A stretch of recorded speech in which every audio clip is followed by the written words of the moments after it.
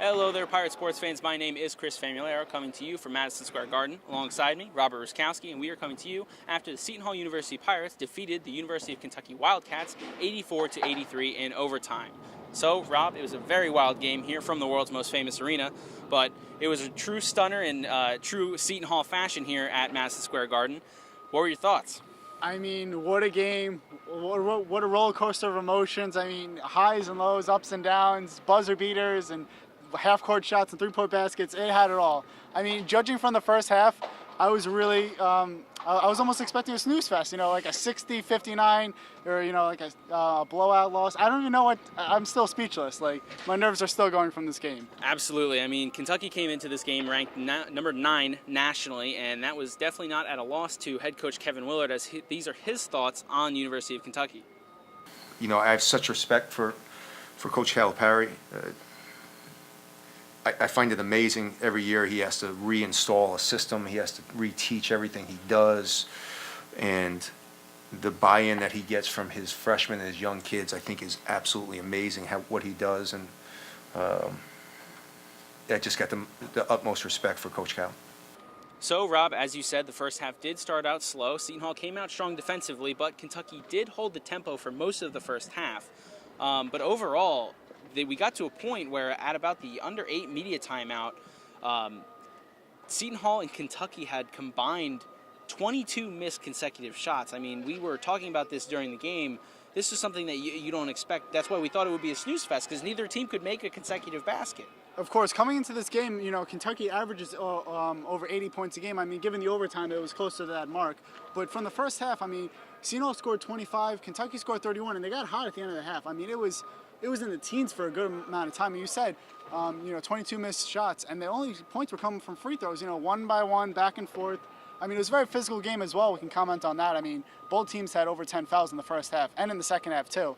But yeah, it was just no one could buy a bucket in the first half. It was, it was almost like coach could start pulling people from the stands, and they could probably make more shots. Well, just as a factor for how the first half actually went, the leading scorer for for Seton Hall, was Taurean Thompson with 7 points, and the leading scorer for Kentucky was P.J. Washington, who had 11.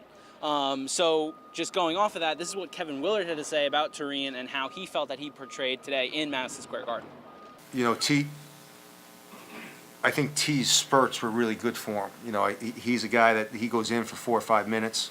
He can really affect the game. And then, I thought that was his best job by far defensively.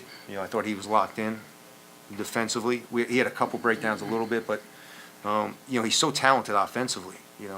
We're trying to get him to be a little bit more aggressive just going to the rim, because I think he's 6'9", and he's got a big Euro step.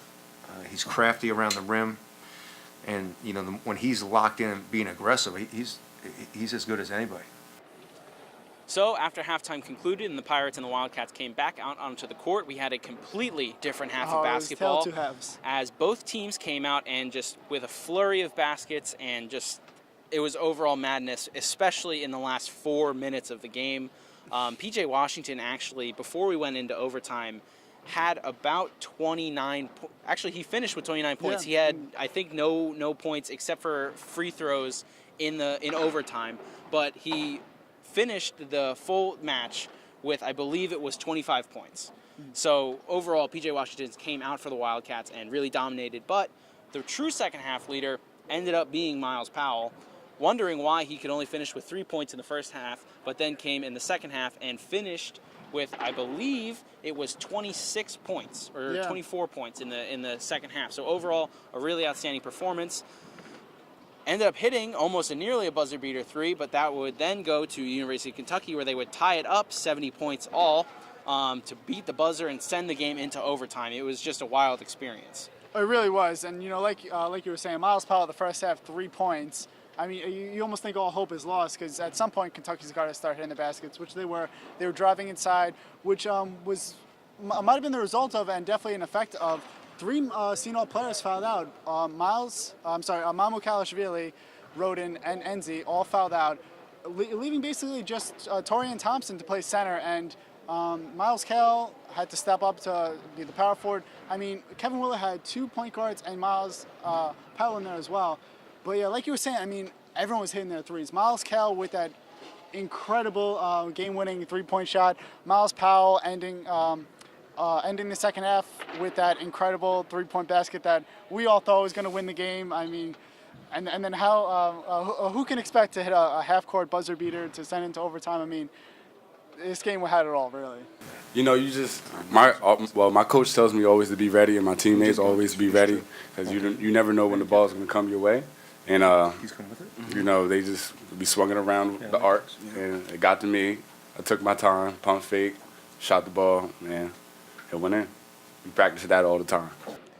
Reporting to you from Madison Square Garden for Pirate TV, my name is Chris Famularo. Alongside me is Robert Ruszkowski. Thank you very much, and have a great one.